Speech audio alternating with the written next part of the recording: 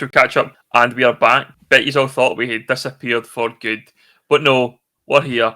Basically, it's been a mix-up of me gallivanting at the Edinburgh Fringe, went to watch the mighty Kelly beat Celtic.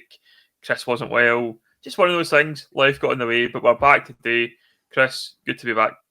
Yeah, and obviously I've been busy with FM research as well, so that's taken up a lot of time, obviously, with non-league, as you can imagine, or the amount of transfers, the amount of players that needs to be added, and whatever else. I think one thing we will discuss early on, and it's kind of a catch-up traditions, obviously, the boxing. Did you watch the fight yesterday, Ben?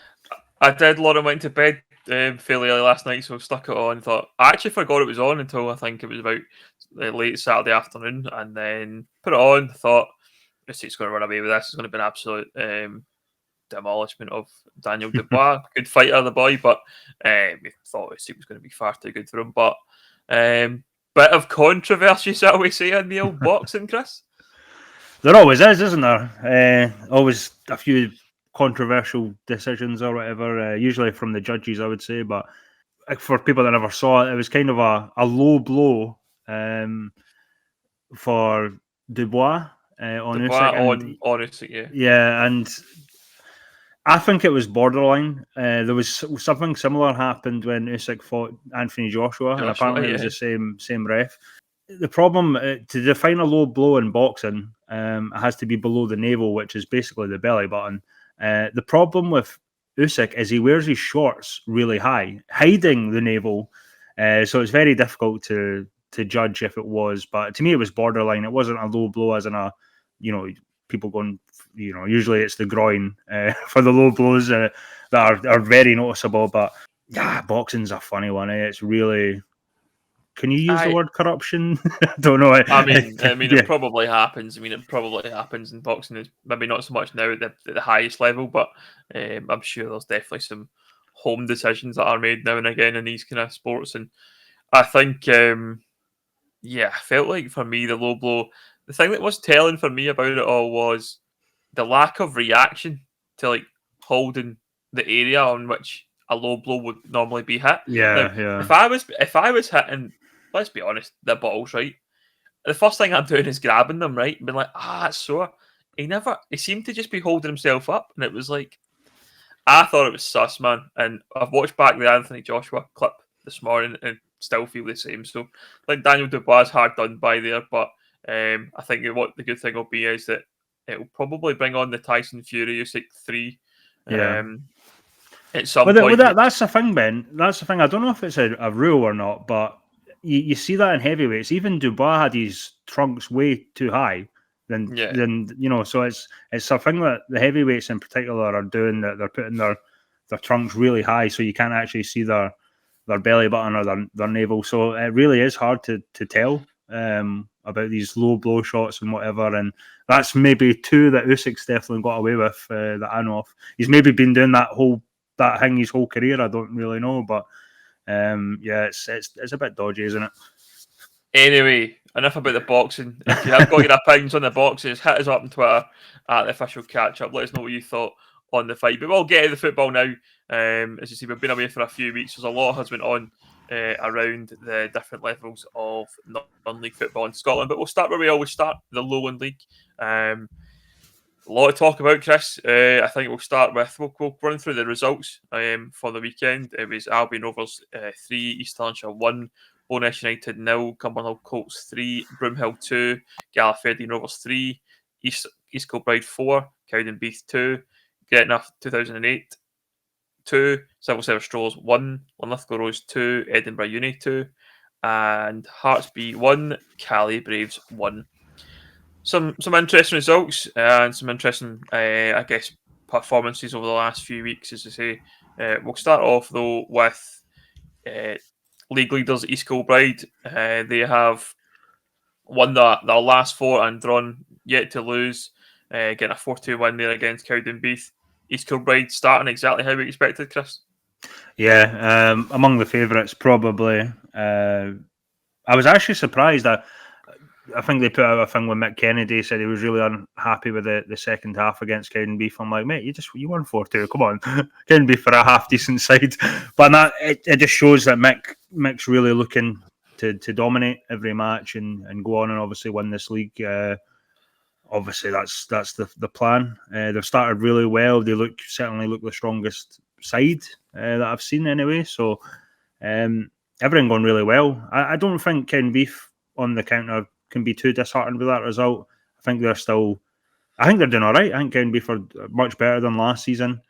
The fans seem to be a bit more optimistic as well about results.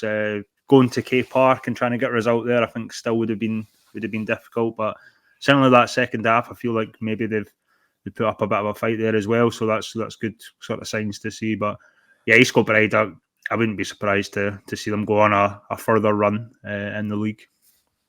Yeah, haven't lost a match. No great shocks so far. Their only draw coming against Stirling Uni right at the beginning of the season. But I think, as you say, from Mick's perspective, he'll be really happy with the results. He's also got a first world problem there, and if he's 4-2 and not happy with his second half performance, wish we had that problem all across the board. That would be difficult to deal with. I thought I was bad today. I just had a massage cancelled at the span. I thought that was a proper first world problem. But Mick winning 4-2 and still being disappointed is a proper first world problem for me. That. But anyway, don't expect anything less from East Kilbride. The squad is incredible. They've got that depth we've always talked about, and you can see it when they change the team up, and they're getting performances at all the players. I think haven't seen a kind of real bad performance from anyone in that team, and it was absolutely what expected from East Kilbride. Elsewhere in the league, we talked about we could have probably called it a top of the table clash at one point, Chris. It was Cumbernauld Colts and Bowness United. Cumbernauld Colts winning 3-2. Cumbernauld Colts, evidently the surprise package of the season so far. Yeah, and I tell you what, they brought in Harley Ewan that they had on loan from Rangers last season. Good signing, yeah. Brilliant signing. I honestly thought he'd be playing what League 2, League 1 at minimum, really. So to have him is great.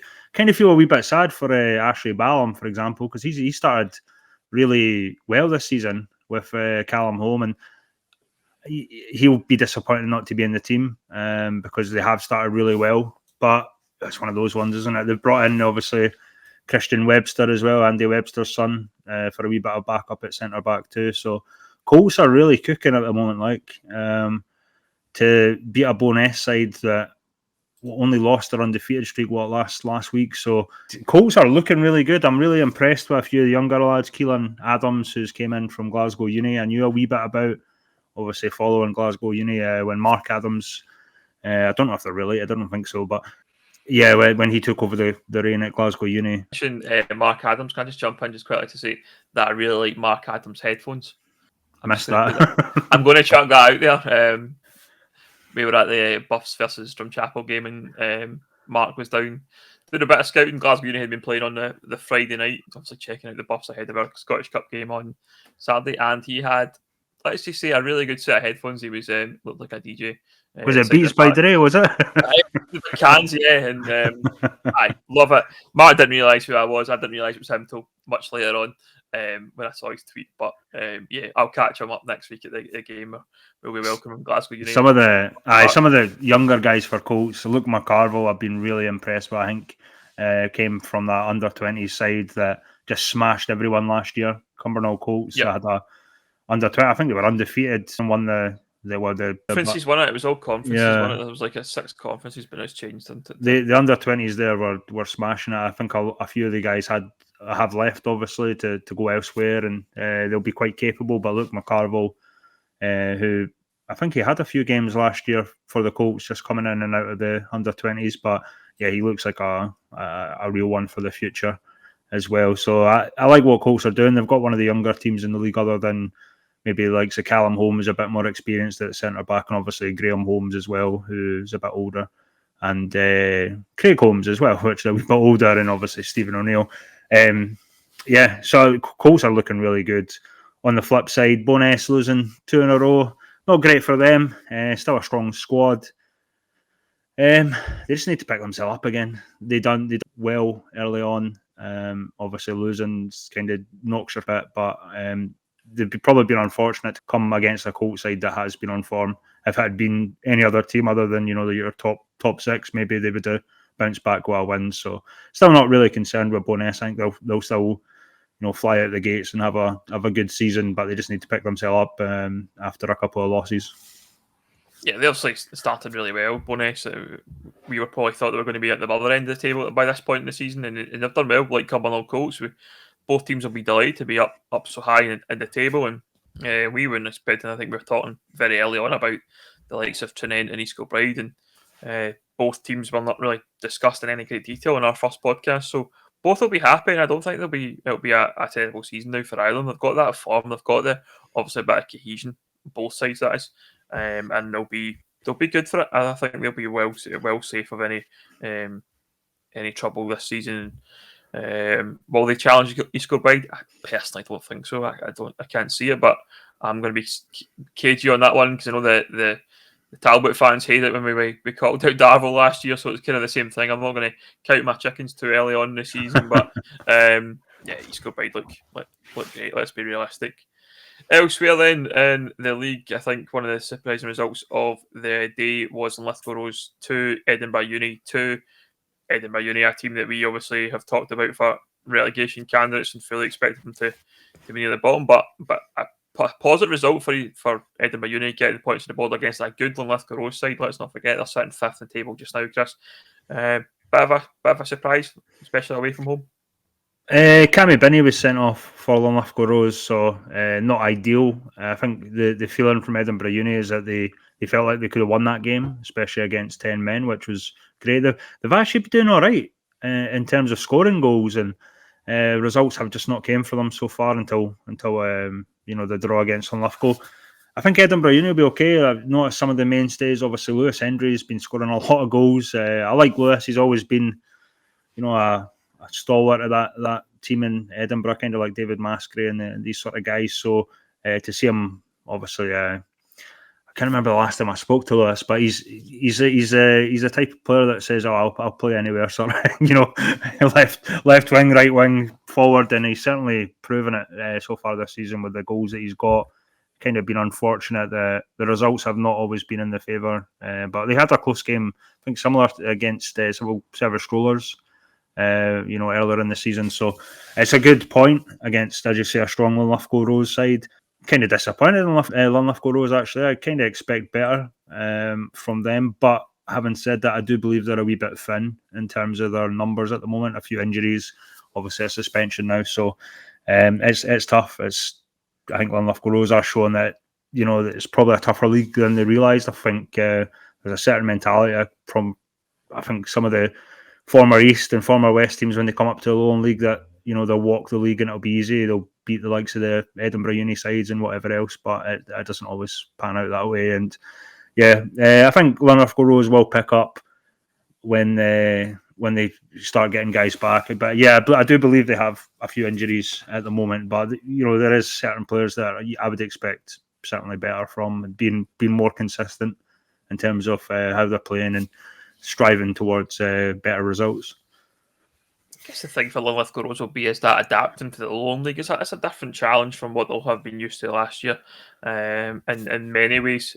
So I think Linlithgow Rose will be absolutely fine across the board. They can still challenge. I think that's a certainty. I think they can be right up there if they want to be. And Edinburgh Uni, as I say, we've talked about them plenty already in this podcast over the course of the season so far. But it's a great result. It's something I think we'll probably say this about Gretna as well, but they've got to go and build on that result. They've got to go and take something from that game. In fact, they did get a point and try and go in some sort of run and get points on the board, because if you look at the teams above them, they're no great shakes either. Still catchable just now. I think that's the thing that you look at, but you don't want to get into maybe Christmas and there's a gap starting to appear between maybe Cali, Braves and East Stirlingshire and the bottom two teams. So certainly hope they can build on that to make it at least interesting towards the bottom of the table. Another result, Broomhill 2, Gala Fairydean Rovers 3. Broomhill, I think, started pretty well in the season. Couple of wins, couple of draws, notably against Tranent, and then second defeat of the season against Gala Fairydean Rovers at home. But Broomhill sitting 6th at the moment in the table. I know it's early days, but they've started well. The surprising thing about that is that they've been really good defensively to start the season. Broomhill, they've not really conceded much. Whether it's a case of the sort of ex-player coming back to haunt you type thing, Jamie Semple hat-trick for Gala against his former team. Whether Jamie was a wee bit inspired, had a wee bit of extra motivation for that game, I'm not too sure. But Jamie's a funny one for me. I really like Jamie Semple, but sometimes I just wish he would stick to the centre. He drifts out too wide, and I'm like, mate, Jamie, just stick to the centre. You'll get goals. Not seen the highlights for that game. I'm hoping that that's exactly what he done. But yeah, I notice he does like to drift. I don't know if it's because he can play out wide, but he is a good forward at this level, and he's obviously played a blinder to get a hat trick against his former club there. Broomhill will be disappointing to, especially a home game, to lose that to a Gala side, which, let's face it, haven't been great lately. They've not really started well. Kind of been a wee bit disappointing, I would say, in terms of how the season started for them, because I actually thought that they would maybe push sort of top half, because they have been in that sort of spot before where it looks like they were pushing and improving. But yeah, they've really started slow this season. Hopefully it's, again, you're probably, what you said earlier, a result to build off. Just maybe get Jamie Semple. Imagine that he's playing Broomhill every week. I don't know. Maybe we'll get him in amongst the goals. But yeah, Jamie, they've got a really talented group there at Broomhill and Gala, and yeah, I've kind of been disappointed in Gala actually in terms of the results so far. But excellent result on Saturday. Can't take anything away from them. Yeah, I think you look at Broomhill and you think they've got a lot of ability there and a lot of decent players outside. They've recruited well across the summer, and a lot of positivity. I think you've got to go around, given the season that they had last year with the whole kind of circus around open goal. I think that was obviously well documented, but I'm not going to go into that again. That will leave that buried forever, I think. But they have to find their way as a club. I think that's the thing that stands out for me for Broomhill, is to try and, obviously they're playing Dumbarton now this time, which is another move for them. They've got to find their way kind of off the field and get them going. They've got good people behind the scenes there that can do that. They've got a good manager in Stephen Swift, and they've got the players to do it on the park.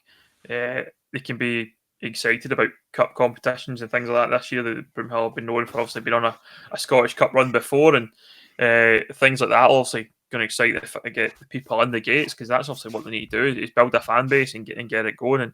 And in performances, maybe not less so on Saturday, but the kind of the last few games they've had, although maybe draws and a couple of wins, plenty to work on, and they'll be fine again. I think they'll be a team not likely probably to challenge, but who knows? I think it's one of those things that we'll keep going back to Kilbride. We think they're the real deal here, and if they are, then it's going to take something good to beat them, and maybe Broomhill can be that. Who knows? But there'll be loads of teams that will want to do that, and I think one team that we haven't talked about in this podcast at all, Chris, is Albion Rovers. I think they've missed pretty much every game that they've played in the league so far, been off, but they beat Stirlingshire 3-1 at Clifton Hill. You're thinking of the Northern Irish team, Cliftonville. It's Clifton Hill, aye. Clifton Hill, yeah, sorry, aye. Yeah. Get your Cliftons right in it. There we go. But yeah, 3-1 win for them, 2-0 up at half time. 3 wins in the spin now for Albion Rovers, and adapting well to their life in the Lowland League. To be fair, if we're doing it by sponsorship reasons, I guess it's the Regart Stadium or whatever, but sorry. Yeah, sorry. Yeah. There's something kind of really positive about Albion Rovers. I think we both said that we felt that they would have a better season than Cowdenbeath last year, and it's certainly shown that they are going to be doing that. I've been really struck with the positivity, like the attitude. Obviously, when you're a relegated side, it's the death of the club, blah blah blah. It's been a complete turnaround since the start of the season. I don't know if that's due to some of the really good results in the cup, but the fans, just hearing them and singing and on the away trips and the buses and that, it's really great to see a club like Albion Rovers actually in the league, and it would have shocked me. Obviously, we were so against them last year, just for various things that were said over the years, particularly from their former managers and whatnot. But now they've been an excellent addition so far to the Lowland League in terms of the players. I mean, guys we kind of know, obviously, a lot of them formerly of Stirlingshire, who they were playing on Saturday, funny enough. Ross Connolly is one of the best keepers in the league. Arnie Casa, really experienced guy. Nia Joseph's really doing well. I mean, a lot. I'm really liking Albion Rovers. Whether I think they will push. I think they could be one of the sort of top sides, but we have to be realistic in the sense that they were playing an East Stirlingshire side that's really struggling. It's almost the opposite. If you look at, coming into the season, East Stirlingshire were really, really positive and things seemed quite well, and they were quite happy with Pat Scullion, and the results and games have not really been great in terms of in terms of where they are in the league as well. Their squad's actually not that bad. They should be doing better. But I think that was a lot of what we were saying last year as well, under Sandy Clark as well. I mean, it's hard to really put a finger on what's going wrong there with East Stirlingshire, but Albion Rovers, I don't know how much in terms of rivalry. I know there's a wee bit of a rivalry between Cowdenbeath and Berwick Rangers, sort of historically from the SPFL, but there definitely seemed a wee bit of bite to that. Especially, I noticed on social media, because East Stirlingshire were saying, we need our noisy fans to come and whatnot. And then obviously Albion Rovers got the win, and they seemed a lot more gleeful, I would say, in the result than against some teams that they've faced so far. So I don't know if it's just a case of two former SPFL sides that have probably seen each other a lot. So, but yeah, it was a really good one for Albion Rovers fans. And I guess the admin as well seemed really happy about the result as well. So.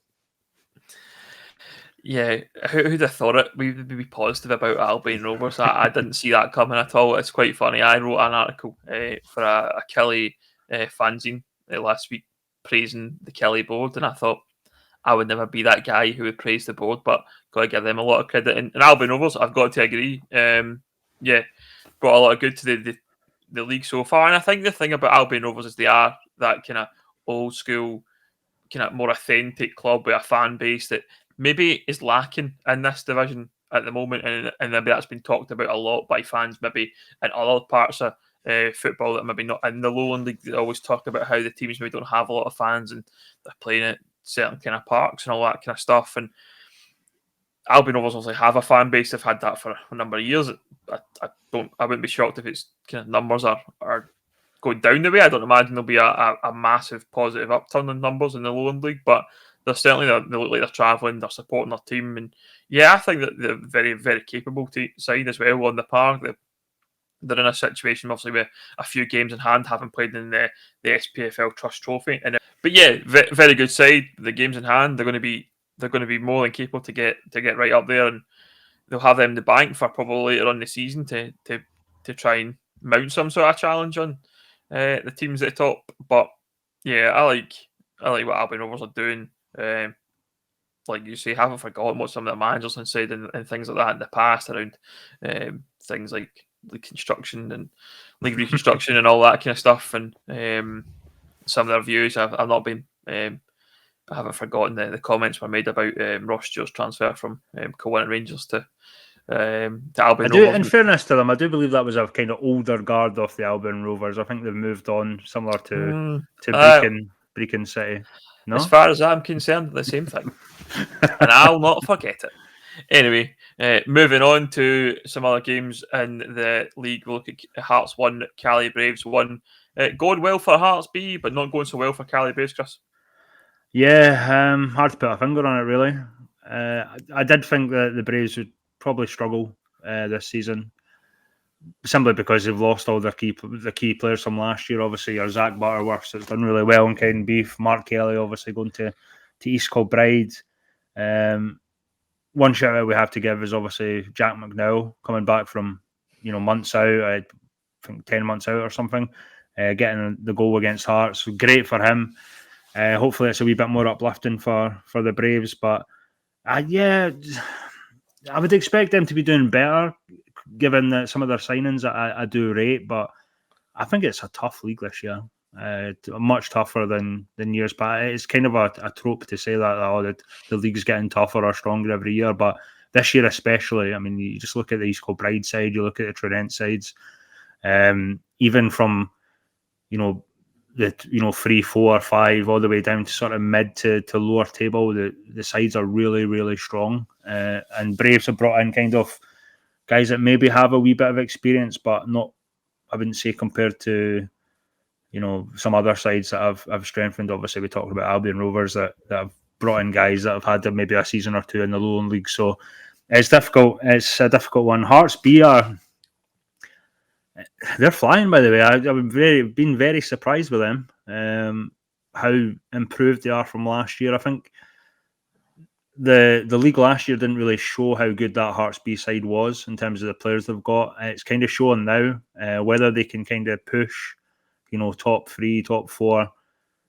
I don't think it would surprise me, actually, but it really depends on what they're going to do with some of the the Bobby McLuckies and these sort of players, whether they'll get either a chance in the first team or they'll loan them out. Hearts are looking really, really good, though. I must admit, full credit to them. At the end of the day, I know Braves haven't started well, but you're probably looking at that and saying it's a decent point against Hearts B side that has been flying. So, yeah, no, I tend to agree. I think Hearts B have done really well. The players obviously going to be a bit older and wiser for the first season in the Lowland League last year, and certainly look very capable, and even the performances you're seeing doing pretty well again. Obviously played at the likes of Tranent, they've played against Cumbernauld Colts, who started the season strongly, played against Albion Rovers, and they're getting results against good teams. I think that's the thing that stands out for me. A draw probably is a slight blip for Hearts B, but nothing to be too worried about. Cali Braves, I don't know what's going to happen with them. They could be one of these teams that, I mean, the way it is, I said earlier, we were talking very much about a bottom 2 for a while, and it's all it's going to take is for the 2 teams at the bottom that we were talking about, Gretna and Edinburgh Uni, to get some sort of form, and you're really going to drag the likes of Cali Braves and East Stirlingshire and then maybe even Gala, Fairydean, Rovers into that. And the difference is, Ben, I think the difference compared to previous seasons is Edinburgh Uni and Gretna I think they can pick up some points here and there. So I don't think it's going to be a case of 1 or 2 bad teams like it has been for years in the Lowland League. I might be wrong. I might be completely wrong, but it does seem like it could be between a sort of handful of teams languishing towards the bottom at the moment. You're looking at probably Edinburgh, Gretna, maybe East Stirlingshire as well, along with Cali Braves. So it's difficult. It's a difficult league, but a more exciting relegation fight this year would probably be a bit refreshing compared to previous years where we've probably had 1 or 2 really bad teams compared to the rest of the pack, if you will. And talking about that relegation fight, we'll probably just gloss over this game. Not really a lot to talk about in this one. Gretna 2, Civil Service Strollers 1. So that's that game. That was a good result for Gretna, but we'll move on. Move on to the East of Scotland, I think now, Chris. No, in all seriousness, it's a great result for Gretna. I've been obviously very critical about them over the course of the start of the season, predominantly. I think the results and the performances don't lie. I think that's still a fact. But a team that have to go and build on that win, that's a good win. It should give some sort of confidence into the dressing room that they can go and get results. And if they can do that, then they can pull, as I say, those either pull themselves out of that relegation battle or they pull in other teams in. So it's a more contested result. You said, Chris, you said there that you think Gretna can do it. You really believe that? Yeah. They have to be consistent. I always think it goes back to consistency, a bit of belief about themselves. I was really critical of Gretna, obviously on the last podcast, and I think a lot of that, they're not shipping 9 goals every game now. They certainly have improved. We see a wee bit of gelling. One thing I will say is we're still seeing a wee bit of the same mistakes in terms of their conceding, but it's a lot less than what we saw previously. Not shipping 9, but shipping 4. Yeah. It's they've been unlucky in a couple of games. They've had a couple of sending offs, probably silly things, and you would think if maybe that didn't happen, they would have had more chance in these games. But one thing I would personally say is that they look a lot better with Brian Gilfillan, the manager, actually playing at the back. Whether he wants to continue to play, 30 plus games this season, I don't know. I'm pretty sure he would rather be on the sidelines, obviously. But yeah, they look a lot more solid, and I think that's all they're missing, that wee bit of experience. I think they brought in a couple of guys, obviously. The one criticism I've always said about Gretna, it seems ins and outs every week, and I know they're trying to improve, but you need a wee bit of a balance. And yeah, I think Brian gives that. But as I say, I don't know if he'll want to continue to play every game, but I certainly believe that they look a lot better when he is playing. Not trying to get in Brian's head that he should be starting every week, but certainly in terms of at the back, they do look a lot more solid. Great win against Strollers. I think it might be one of those, Ben, and this is what I'm saying about in terms of results. If they can make Raydale Park a wee bit of a fortress, we've seen it obviously in the past with likes of Dalbeattie making their home a fortress, and teams not wanting to come to Raydale, obviously for the travel and whatnot, and catching them off guard a wee bit. It's possible, but they have to be a lot more consistent, and they need a settled squad. Let's face it, as I've mentioned, they're bringing, it's like two players out, 3 players in every other week for Gretna. And it's always been a concern of mine, because that's just not how to operate a football club. I know the transfer window's shutting in a few days, and for the Scottish leagues and the English leagues, for non-league it's probably a wee bit of a pain that players can come and go, I guess. But we need a wee bit more settled squad for Gretna. But can't take anything away from them on Saturday. They were brilliant. I think the media coverage, it's been great to see them more, I think, in terms of the highlights, in terms of the training. The boys are trying. It really looks like they're trying hard. The training looks really serious. I think Brian is obviously a serious manager. He knows the problems of the squad, so I'm quite confident that they'll go out and get a few results. But yeah, they just need the consistency. It's not just getting one win, then losing the next 3, and then getting one win, and then losing the next 2 or whatever. You need to try and get results every game, or you're going to be in trouble in this league. Yeah, and I think as I said before, we've been pretty negative about Gretna's chances, and I think we don't want that to happen. Let's be clear about that first and foremost.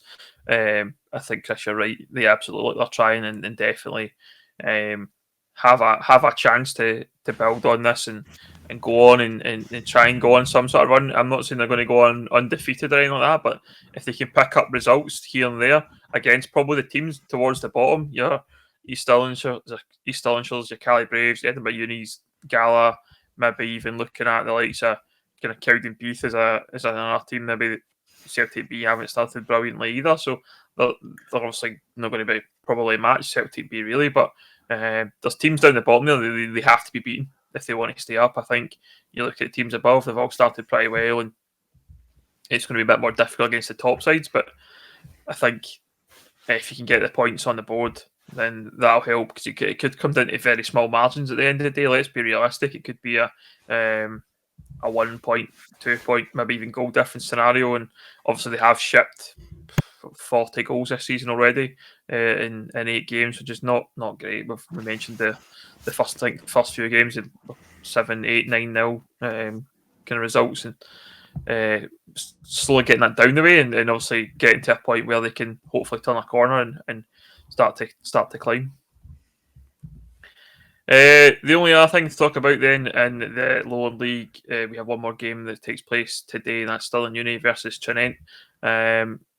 Both sides sitting kind of mid-table at the moment. Stirling Uni not had probably the best of starts that they'd have liked. A couple of wins in the last 2, but I think they've been a team they'd expect to do a bit better this season, Chris.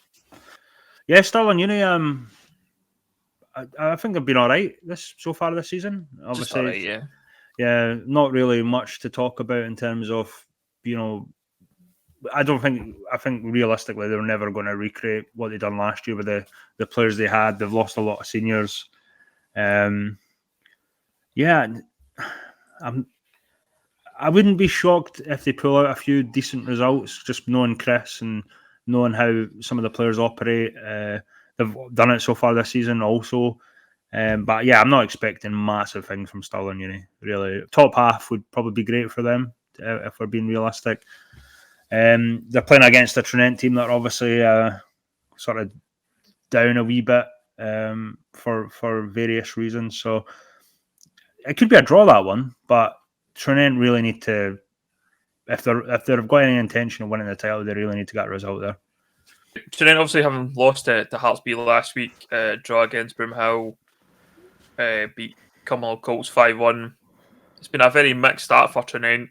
We heard the news this week that the manager Max Christie has it looks like stepped down and joined the committee. I'm not really too sure what's happened there, Chris. It seems like a strange one. The manager merry-go-round at Tranent continues, it seems. Yeah, obviously, I don't know how fair this is to say, but obviously they did lose kind of this, their main sponsor, if you will. I guess what people like to call is the money man. I think I had heard that he was kind of leaving before the start of this season, but I think that it's been announced that, the sponsorship's going and whatever else. So Tranent won't have a lot of the financial backing they had previously due to this. And I believe the chairman or whoever, someone was, massive pals with Max, and I think that's one of the reasons that he came back to Tranent. And whether it's been a results-driven thing where Max has felt that he's maybe not the guy to take them forward, and Ian Little is. Obviously, Ian Little, in fairness to him, is a very experienced manager in his own right. So it's a difficult one.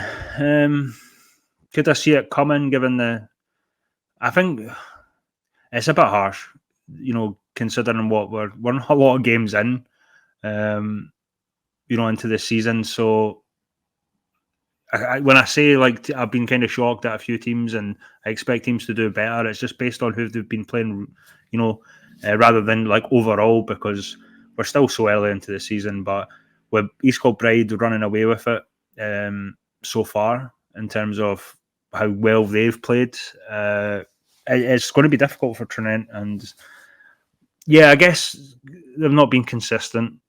One thing that I would say about Tranent compared to East Kilbride is we've kind of touched on East Kilbride. They seem to have a long-term vision of, getting into the SPFL, building a new stadium.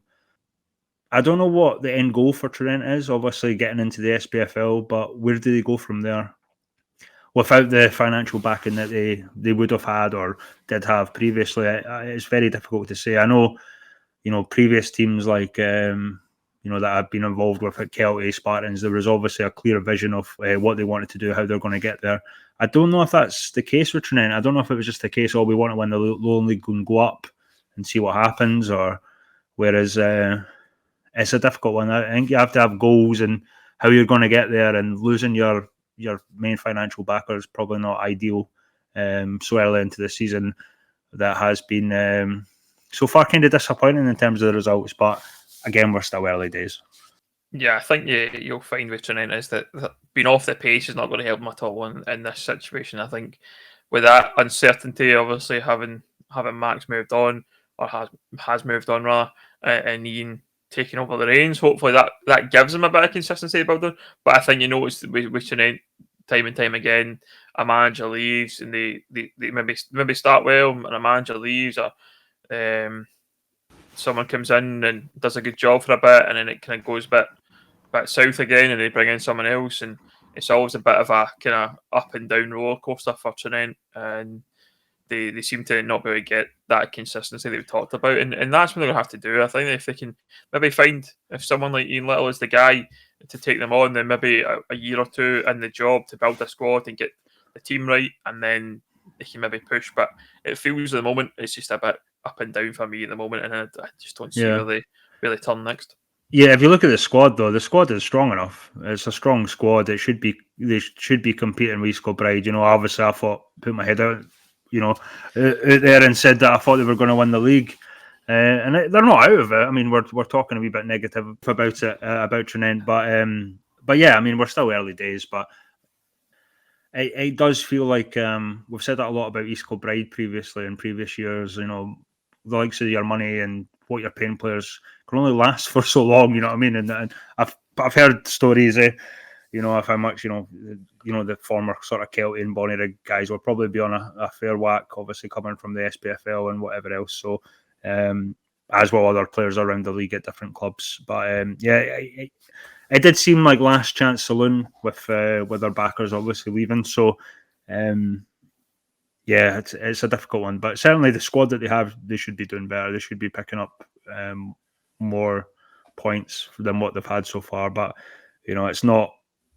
It's still early, as I say. We're not. It's not. I'm not putting my neck out on the line and saying that it's all doom and gloom just yet. That gives us the roundup of the Lowland League. We'll move on to, normally we go to the east of Scotland, but let's go to the south of Scotland for a change. We've got some results and a bit of a league table forming over in the south. We always are quite critical about the south and having a million cup competitions and hardly having a league game played by September. But it looks like this season they have done. Creetown sit top on 18, Newton Stewart are on 15, and Dalby Star third with 12 points. Nithsdale Wanderers 9, Abbey Vale are on 6, Lochar Thistle on 4, along with Wigtown, Bladnoch and Upper Annandale. Mid Annandale are on 3, Stranraer Reserves on 3, Lochmaben on 1, and St Cuthbert's Wanderers are sitting bottom with 0 points. Great start for Creetown, Chris, a team that I think we expected to do pretty well. They're a team with their license and got aspirations to go and do well in the division, and certainly look like they've started off pretty well with 6 wins on the bounce. Yeah, perfect for them.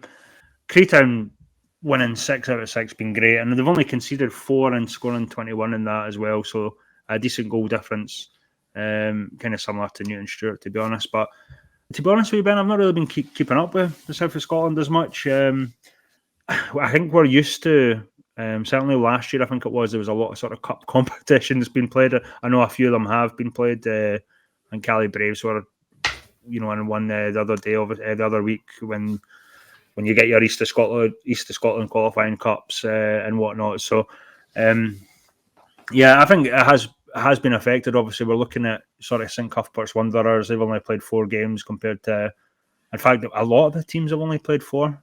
It's only really Creetown and Newton Stewart that have played 6, and obviously they're further up the table than everyone else in first and second. So, there's a chance. Obviously, Dalby Star could probably do a wee bit better. The 1 loss there, Nithsdale Wanderers similar. So I still wouldn't read too much into it in terms of, other than Creetown doing really well and Newton Stewart doing quite well, and Nithsdale Wanderers, who I think you've mentioned before as well, Ben. So talking on Nithsdale Wanderers, we'll have the Sean McKenzie watch as always on this podcast. Something we've talked about plenty.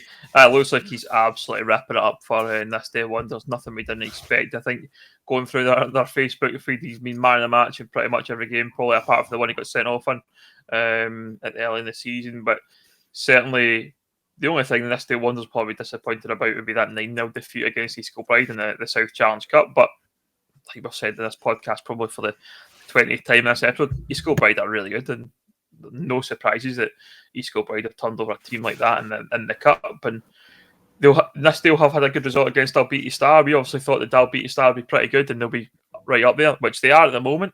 But I don't see why Nithsdale can't do that. Newton Stewart going about their business quite quietly, I would say, as well, from what I've seen, and look like well capable of being right up there.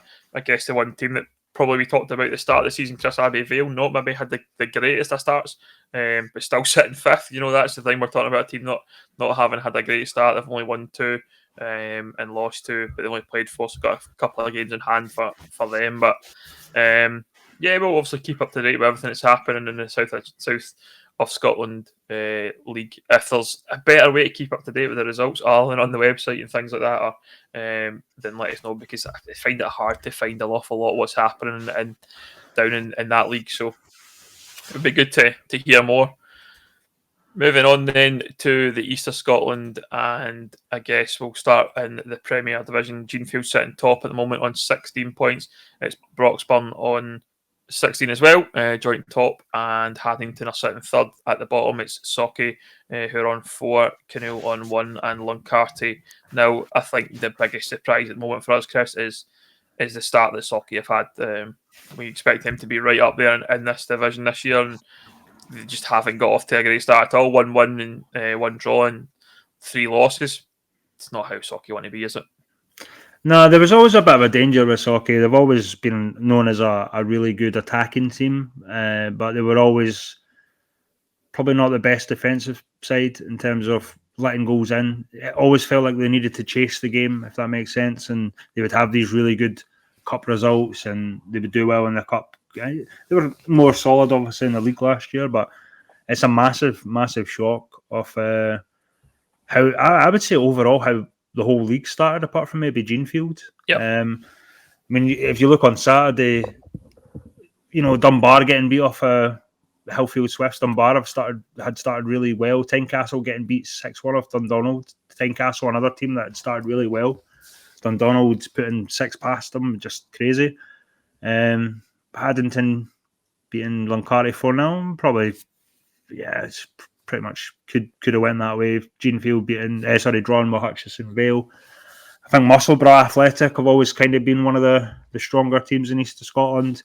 They've been scoring a lot of goals recently. Obviously, Craig Stevenson, Grinchy, who I often mention, I think he's going for top scorer this year. He's been scoring that many. He never scores tap-ins, let's put it that way. Another brace at the weekend there. So they're doing really well. We'd expect Musselburgh to kind of push up. I think the other talking point, I guess, there is Pennycook. Pennycook kind of done a wee bit of a flip. I mean, we were kind of concerned about them at the start of the season because they had lost so many players, obviously new management. They actually started the season quite well, but they had a bit of a spell, conceding quite a lot. I saw an interview with Aaron Somerville, obviously saying, it's down to the players because they got, thrashed that week. And you'd hardly see it from players these days, sticking up for the manager. That was great to see. A lot of respect for Aaron for that, and they've bounced back. Fair play. Scott Taylor Mackenzie, obviously, who we rate, moved to Genefield, and he scored an absolute peach with a free kick at the weekend against the Hawes, nonetheless. Obviously, being a Celtic guy, I'm sure he would have loved that. But everything that Scots went through, I think the Pennycook gaffer said it as well. But really happy for him to be back scoring goals, considering everything that he's went through this year, and it's great to see. I really can't call East of Scotland this year so far. As you say, we kind of put all our eggs on one basket with Socky. We thought they would be the team, but at the moment they're certainly not showing it, and it seems like the teams that you wouldn't expect to do well are doing well, and then it kind of flips. It really does. It flips in terms of the results. So that league's anyone's so far this season. But I guess Genefield, we're looking at maybe Genefield being one of the sort of known stronger sides in that league. Whether they'll go out and win it. In fact, if you actually look at the Genefield squad, I think they have improved quite a lot. The worry for me with Genefield there was obviously the management team leaving, obviously Logan leaving, Ross Gunyon I think he went kind of higher up at Genefield. I don't know if he's some sort of director or whatever now, but he certainly isn't a manager anymore. So, East of Scotland is wide open for me so far this season. Yeah, I think if you're an East of Scotland team fighting towards the top, you're going to be looking towards that end of the season and having an eye on the playoff, because I think for me the playoff this year for promotion is going to be that much more favourable. I think if you get to teams that have got licences, then it's going to be probably a pretty even game. I thought this year, rather than kind of what we were expecting would be to have a Darvel, for example, come in and steamroller aside with their squad. And obviously they've changed and probably quite obviously for the worst. And we'll come on to the West of Scotland in more detail just shortly. But if you're an East of Scotland team, for me, you've got to be looking at that and going, I've got a real crack at this in terms of promotioning, and got to really be putting your all into getting that first spot and getting the playoff and then taking that challenge on. Right, moving on then to the West of Scotland, and the results as follows in the West of Scotland, where the Atherley and Hurful match was abandoned due to injury to Ross Fisher. They were waiting for an ambulance to arrive. Yeah. What I'm hearing is that it's been a double leg break for Ross, so we obviously wish him well, and shame you don't want to see anyone get injured. So in any sort of capacity, and I was kind of seeing messages coming back and forth during the game and didn't really know quite the detail and knew it was something pretty bad. But say Ross Fisher, an ex-Kelly player as well. I remember him from his time as a youth at Cumbernauld. So hopefully he gets back on the mend as quickly as he can. But massive blow for Hurlford. He's a good player and a strong player in their squad, and they'll be missed. But elsewhere in the league, it was Beath Juniors 1, Auchinleck Talbot 0, Clydebank 5, Cumbernauld Juniors 2, Darvel 3, Benburb 2, Pollok 4, Larkcastle 2, St Cadox 4, Glenafton Athletic 0, Troon 2, Kirkintilloch Rob Roy 2. We'll start at the top of the table then. Beath doing what they do best is just win matches against that. Let's face it, a kind of newer Auchinleck side. I think a lot of change happened at Auchinleck over the summer. Beath have managed to keep the most of their squad together. Obviously, we talked about Josh Fowler and the fact that he moved on, and we thought he was going to be a big loss to him. But Kieran Divers came in and just absolutely covered Josh Fowler's place in the team. Not a problem. Beath 5 out of 5. Easy enough for them. They're doing what they did last year. I say Auchinleck will be disappointed, but they're a team in, let's face it, transition. We talked about plenty of times before. And obviously, it was a close game for those. But what did you make of that game, Chris? I saw a comment on Twitter. I think someone said Auchinleck are finished, and I'm thinking to myself, what a stupid comment. They're not finished. I mean, come on, they were coming up against last season's champs. A really good team, obviously, that Straney's built there. We talked about Josh Fowler leaving, but I don't think they've skipped a beat in terms of the recruitment of forwards. You mentioned Kieran Diver, obviously, there. So, Auchinleck, they're Auchinleck. You can never count them out. We probably had kind of done that to our detriment, obviously, last year. They still kind of finished high on the table and won one of the cups. So, like you say, it's transition. They were up against a good Beath side that obviously saw the 1-0 win, but I mean, it was hardly any disgrace in that result, especially away from home for Auchinleck. So, wouldn't be too concerned on the Auchinleck side. Certainly great for Beath. Obviously, perfect start so far. So, I'm trying to think. Yeah, well, 4 points for Auchinleck after 7 games. It's not ideal, but I can't recall. They had a poor start last year. I don't think it was as poor as that, but they picked themselves up. Yeah, they certainly picked themselves up towards the latter half of the season. I don't think anyone's talking about Auchinleck going down this early. So to say things like Talbot are finished and that's just really silly. You know what I mean? Yeah, I think you've got to remember, and I don't want this to come across like I've stole something out of a group chat that I was in because I was going to say it anyway, right? But I think the thing about Auchinleck is they're in a bit of that transition rebuild, if you want to call it, situation where they've went for kind of younger players, kind of known decent quality players from other teams across the leagues and what have you. They've obviously lost guys like Andy Leishman, G. Wilson, Mark Shankland, Keir Sampson, Aaron Mason as well. So, I mean, players that were top quality players for Auchinleck last season. Massive gaps in their team to fill. Andy Leishman alone is a big miss. Keir Sampson's goals. He's obviously doing pretty well at East Kilbride. Yeah.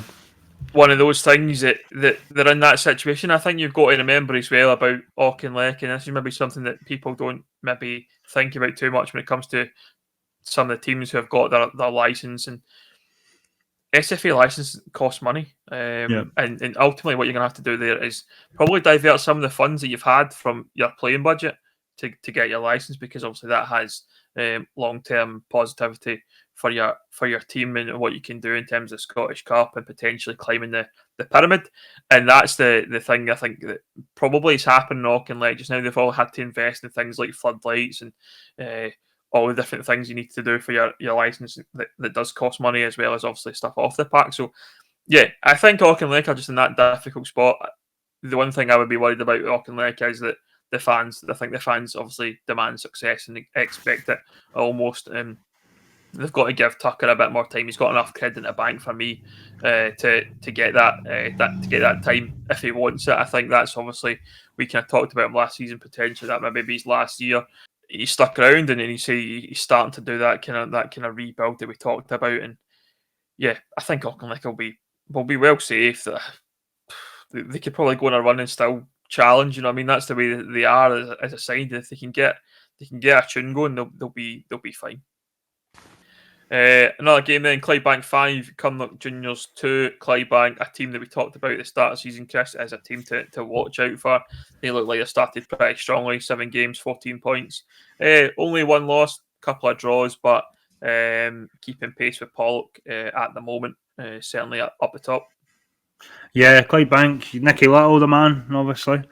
It's weird, every time I sort of kind of watch in at Clydebank, Nicky Little scoring wonder goals. Like if I see I'll miss their highlights one week, and then I'll see highlights from my game or whatever, and then Nicky Little's banging them in. And I've not watched their highlights this week, but I'm reliably informed by yourself that he's scored 2 absolute peaches. But that's what he does, isn't it? It's Nicky Little, isn't it? Just loves that.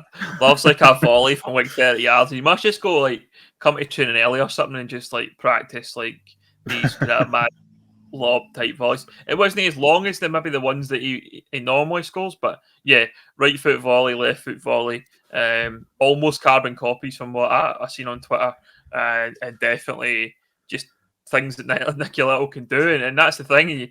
If you've got a guy like that can just pull out a rabbit out of the hat like that. I mean, they were already, I think, 2-0 up at that point. Cumbernauld could get a man sent off fairly early on in the game. Nicky Lowe and Thomas Collins grabbing the goals before Nicky Little grabbed his extra 2 there. But yeah, Clydebank are a team to be not to be messed with, and very, very, very, very capable side.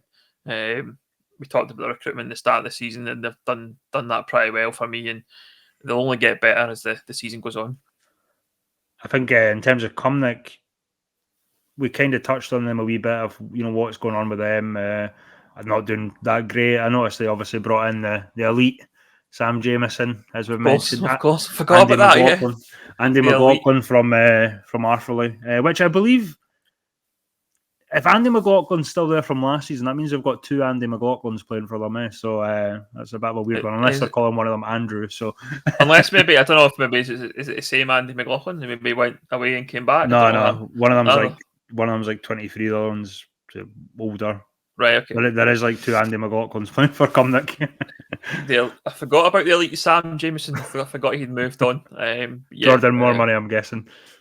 Yeah, it must be. I must have been reliably informed. It's a good.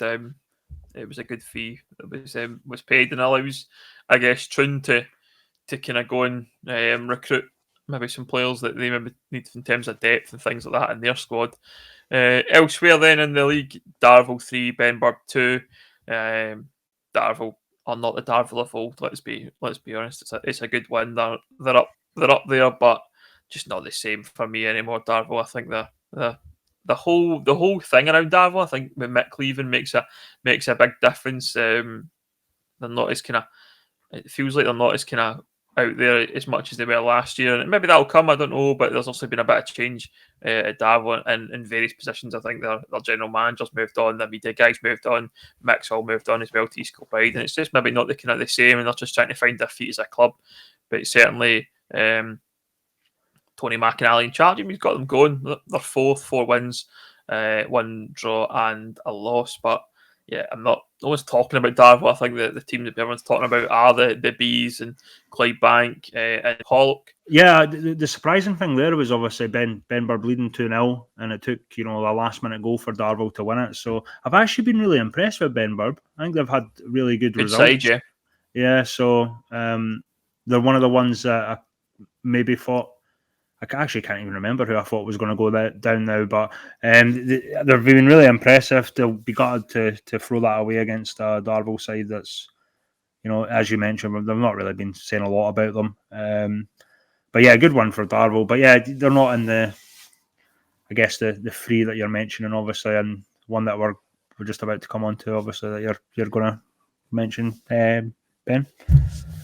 I think just in Benburb's point, I think they recruited pretty well. They brought some players in over the summer who have obviously strengthened their side, and that's also made a big difference to Benburb. And Benburb's aim this year is let's face it, is survival. When you're coming up from the first division, you're looking to survive and find your place in the Premier League. They have been a Premier League team before, so they're well capable of doing that. But yeah, we'll move on to your beloved Largs Thistle, and they lost 4-2 to Pollock.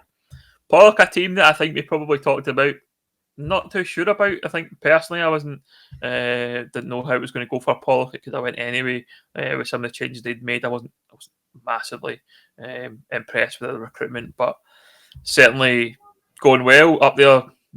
Say challenging at the top. The difference, I guess, would be is they've got a couple of games in hand at the moment, and that's also going to play a big part in the season ahead. But Pollock are right up there. But Lars, Chris, you've got some concerns about a penalty award, I believe.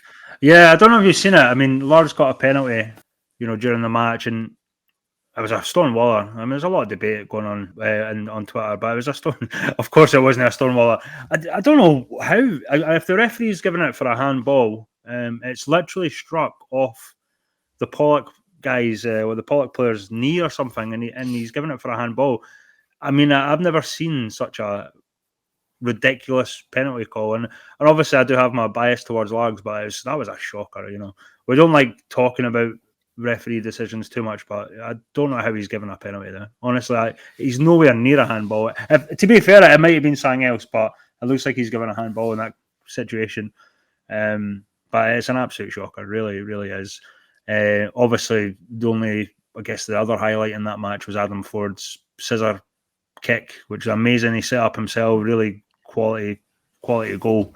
Full credit to Pollock. I think they deserved it quite well. But yeah, that penalty for Largs without the rose tinted glasses on, it was just a shocking, one of the worst. I'll need to show you it, Ben, but one of the most shocking decisions I've ever seen. If it was indeed for a handball, obviously, because it might have not been what these clips on Twitter can be like, kind of badly angled and whatever, so. I just clarify that's the views of Chris and Chris alone regarding referees. I think all referees are great, and I wouldn't say a bad word about any referee in this level of football. So that's just Chris' opinion on that decision, and not mine. Just going to put that out there just now. Anyway, moving on to the rest of the league, it was St Cadoc's 4, Glenafton 0, Troon 2, Kirkintilloch, Rob Roy, Troon, Kirkintilloch, Rob Roy 2. I guess from St Cadoc's perspective, a routine win, I guess, against Glenafton. St Cadoc's a team that kind of weird start, 50-50, I guess, in terms of form, 3 wins, 3 losses. A team I think we expected a lot more of, given how they recruited in the summer, the changes with bringing Matt Fells in as manager. So it's been a very, very up and down for St Cadoc's. Glenafton, a team I'm not massively surprised about Glenafton and where they're sitting and how they've started the season. I've not been impressed with Glenafton. Didn't see much in terms of recruitment either from them. Lost a couple of players as well over the summer, and I think you look at Glenafton, probably a team that are going to be right down the bottom for most of the season, and that's the thing that stands out for me. But yeah, I think I expected more from St Cadoc's, Chris. Yeah, I would agree. I think I was kind of shocked that no one was really talking about them more for, in that bracket of your Beeves, your Pollocks, your Clydebanks. But I guess it's always tough with your first management gigs. I know Martin has, had, under 20s experience, and he's kind of had DK as interim, but it's not the same as actually being the manager. So we have to give him a wee bit of benefit of doubt there. But for the team they have, it's kind of a wee bit like Tranent. I would expect them to be doing a wee bit better. But again, I guess the West is a tough league. It really is a tough league. But I think some of the results that they've... Again, probably... try not to be too harsh, but against who they've faced, I would say that they probably should add more points on the board based on the two teams. But... well, we're talking like this, 6 games in or whatever. So, I mean, long seasons to go. A lot can change. We've seen it last year, obviously. Seeing who's top at Christmas, thinking they're going to romp the league, and then the second half, Scottish Cup gets in the way, which is starting this month, September. So, cup runs, obviously. You've got your junior cups in the West. A lot can happen in terms of injuries, transfers.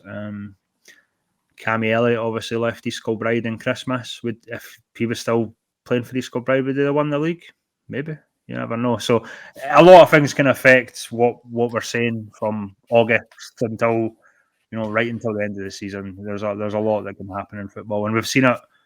From being 3-4 weeks away, Ben, a lot of change in terms of in terms of results and teams doing a lot better, or perhaps going the other way and doing worse.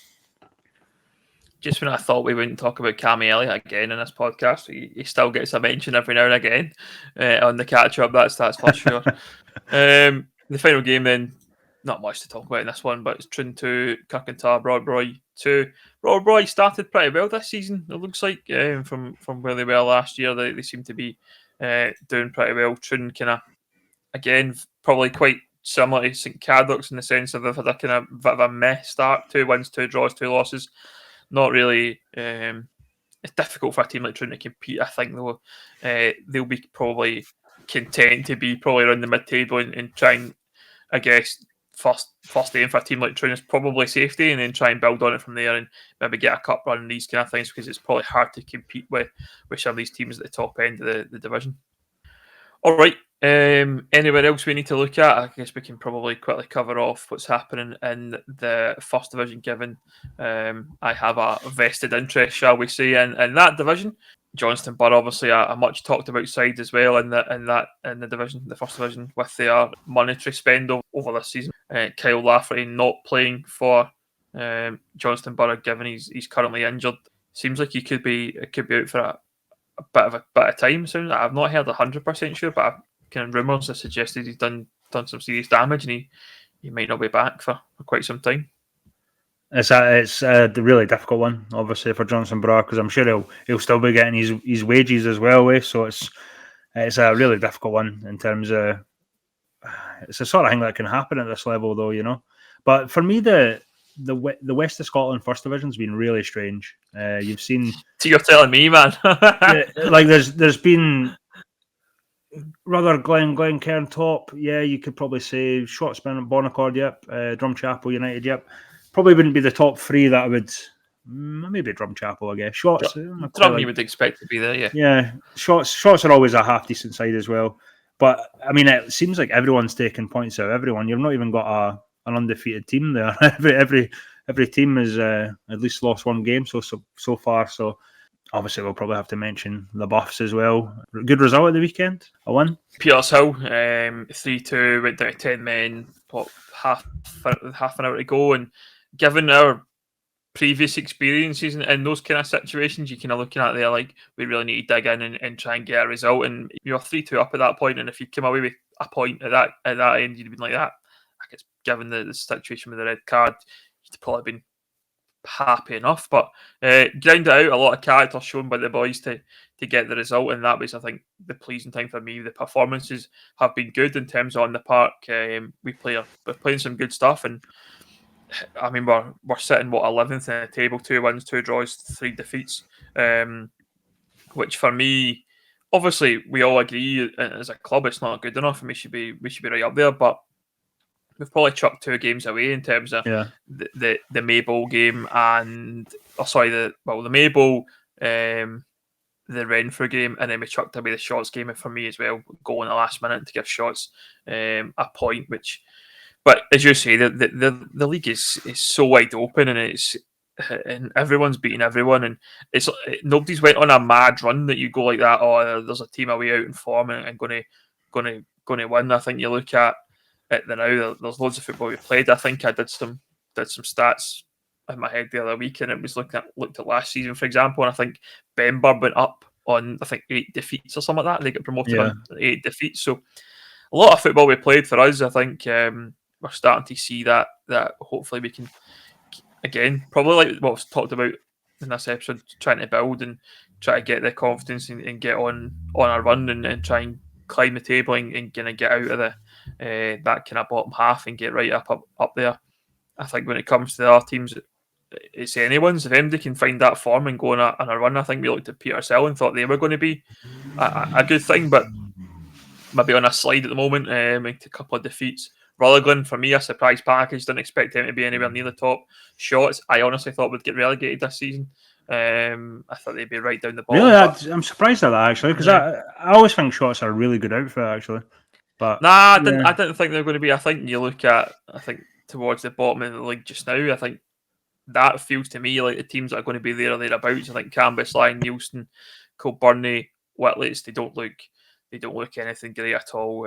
Especially Kilburnie and Whitleys. We played them a few weeks back, and they really struggled. Surprised at Kilburnie, to be honest. Yeah, I think so. I think there's obviously been a lot of change there. New managers came in, Colin Spence came in from Irvine Meadow and stuff like that, and just now you find their feet. There's obviously been a lot of stuff. You find that the kind of the distractions might become kind of off the park a wee bit with Kilburnie sometimes, and it seems like Neilson are in a similar spot. I think they're struggling a wee bit in that front. They've lost quite a few players, like went to the likes of Ben Burb and Arthurley over the summer, and some good players that they lost, the likes of kind of like Robbie Halliday and things like that. That are really good, talented players at this level of football, and to lose them, Cambuslang and our team off the park, they're probably struggling a bit trying to be kept afloat kind of by one or two people. It's a difficult one, but yeah, it could be anything. That league, I think. You drop 2 games in your mind, obviously, and that's the remarkable thing about that league. You're looking at the league; it's only 6 points between first and 11th, so them 2 games could have been right up there. So absolutely, yeah, that's crazy at the moment. And that's going to happen for every team, I think, as you say. I think you're going to be very clear that that's going to happen. That Rutherglen are going to go through probably a sticky spell. Shots will do the same. Drumchapel, I'm sure. I've seen Drumchapel play a few weeks back. Didn't think they were anything special. I thought they were all right. I think they're a good side. But didn't think they were by any great shakes. I think they were there to be beaten for us as well. We just, again, I think our problem's been kind of individual errors maybe and maybe a wee bit naivety at some points in the game. And it's just one of those things. It was just a learning curve for everyone, and we'll get there. But we've got some good players, and we're playing some good stuff. And I'm not worried about Cohen and Rangers season at all at this moment in time. Well, that's probably pretty much it across the board. I guess quickly just peeking into the second division, Ardrossan Winton Rovers sitting top of that division. I think I called that. Did I not, Chris? Still early days. Absolutely, but they've started exactly how I expected them to. They're sitting with 6 wins and a loss, and Vale Clyde and Cumbernauld United are the same, with Maryhill just behind them. But not surprised at all, as I say, about Ardrossan Winton Rovers. In the third division, Bellshill sit top with 5 wins and a draw and 16 points. Lesmahago are on second with 11 points, alongside Dalry Thistle and Vale Leithen and Irvine Vicks all on 11 points. And at the bottom end, it's Lanark United on 5, Port Glasgow on 4, and Kello Rovers on 0 points, with no one's looking elsewhere. Then into the fourth division, just quickly, then St Peters are on our top with 19 points, and it's Clenvale on 16, East Kilbride Thistle on 14. And at the bottom end, it's Easterhouse on 3, Royal Albert on 1, and Saltcoats Fix on 0 points. Yeah, it's an interesting one. I think down the fourth division, there's been, I guess, some teams are surprising me at the top of the table at the moment. St Peters and Glenvale. I expected, I think, a bit more from Carluke and Eglin, which seems to have gotten a bit of a sticky spell for both those sides. But it'll be an open division again, I'd expect, with the new setup, and obviously some of these kind of more kind of old school junior teams coming up against these kind of newer kind of youth development type sides. It's going to be an interesting season to watch down in the fourth division. Well, that's pretty much it for us in the official catch-up podcast for this week. The Scottish Cup takes place next week for some of the teams in the West and the East and the South, and we'll be back hopefully with all our Lowland League action, plus a bit of coverage of all the other divisions. If you want to follow us, get us on Twitter at the official Catchup, or do the subscribe on YouTube, official Catchup, or on your favourite podcast platform. Do that. It helps out massively as a channel. We don't do this for any sort of money. If anything, it costs us money to do this, and we take up our Sunday to do it for you guys. You guys seem to enjoy it. We appreciate all your listens and views, but if you can do that, subscribe, whatever else is on whatever platform you watch us on or listen to us on, would be much appreciated. Until next week, have a good one.